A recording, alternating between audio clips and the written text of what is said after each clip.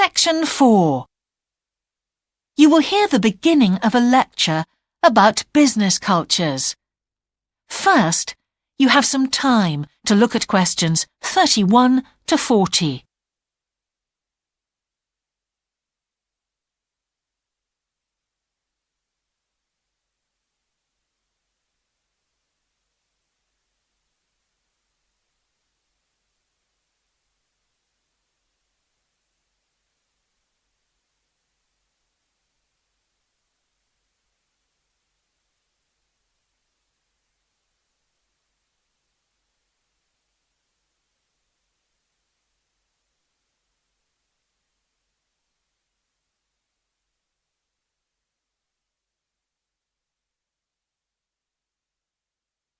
Now listen carefully and answer questions 31 to 40.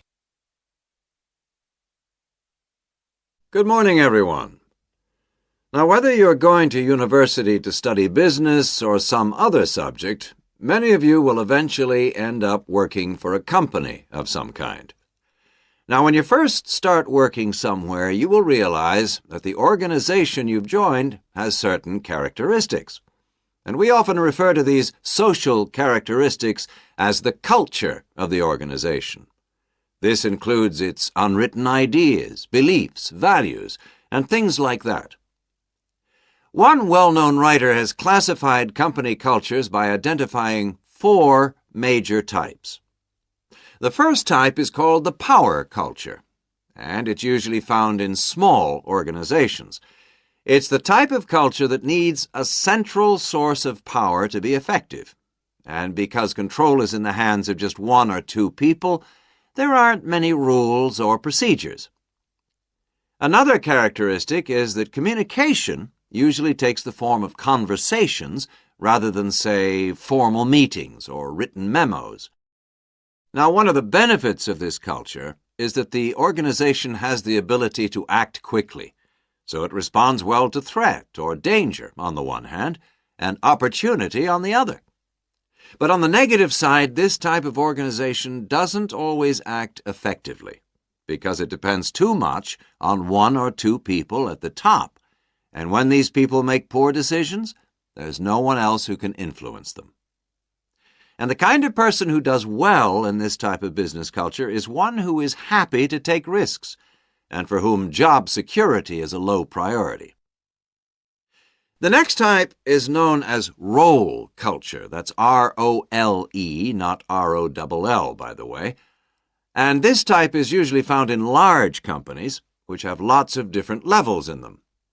These organizations usually have separate departments that specialize in things like finance or sales or maintenance or whatever. Each one is coordinated at the top by a small group of senior managers, and typically everyone's job is controlled by sets of rules and procedures. For example, there are specific job descriptions, rules for discipline, and so on. What are the benefits of this kind of culture? Well, firstly, because it's found in large organizations, its fixed costs, or overheads as they're known, are low in relation to its output or what it produces. In other words, it can achieve economies of scale. And secondly, it is particularly successful in business markets where technical expertise is important. On the other hand, this culture is often very slow to recognize the need for change, and even slower to react. What kind of person does this type of culture suit? Well, it suits employees who value security and who don't particularly want to have responsibility.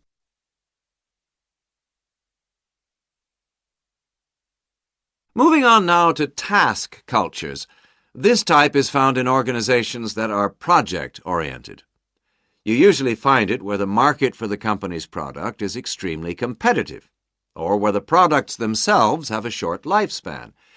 Usually, top management delegates the projects, the people, and other resources, and once these have been allocated, little day-to-day control is exercised from the top, because this would seem like breaking the rules.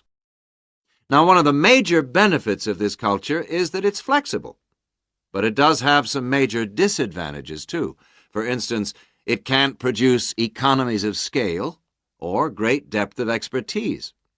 People who like working in groups or teams prefer this type of culture. And finally, the fourth category is called the person culture. This type is quite unusual.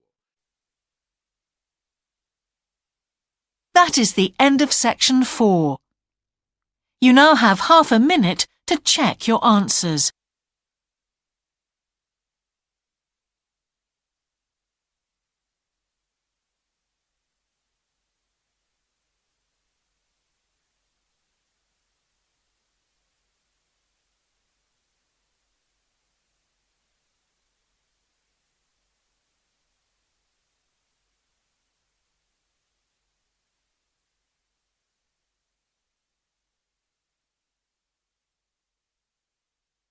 That is the end of the listening test. In the IELTS test, you would now have 10 minutes to transfer your answers to the answer sheet.